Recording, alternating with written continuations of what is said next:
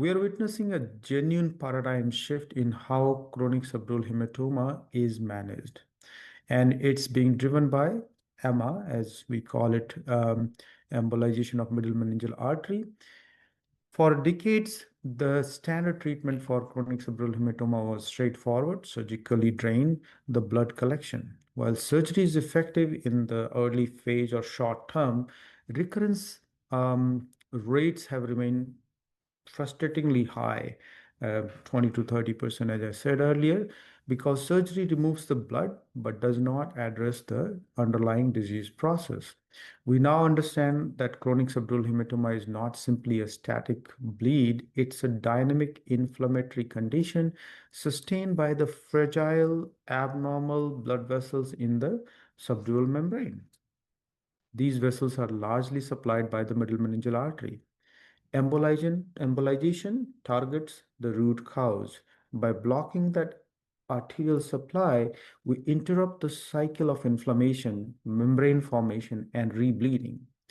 Rather than just evacuating the hematoma, we are kind of biologically modifying the disease.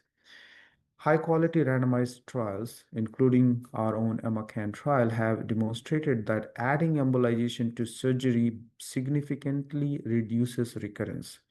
This has shifted thinking from drain and wait to a more durable mechanism-based approach and in some centers, embolization is even being explored as a primary therapy in selected patients. The broader implication is substantial. Chronic subdural hematoma primarily affects older adults, often frail patients, and many of these are on blood thinners. Reducing recurrence means fewer repeat surgery, fewer hospital readmission, and potentially safer care. It also opens the door to less invasive, potentially anesthesia-sparing strategies, which is particularly important in elderly patients. So the paradigm shift is twofold. Scientifically, we now treat chronic subdural hematoma as a vascular and inflammatory disease rather than simply a surgical problem. Clinically, we are moving towards integrated, minimally invasive strategies that aim to prevent recurrence rather than just manage it.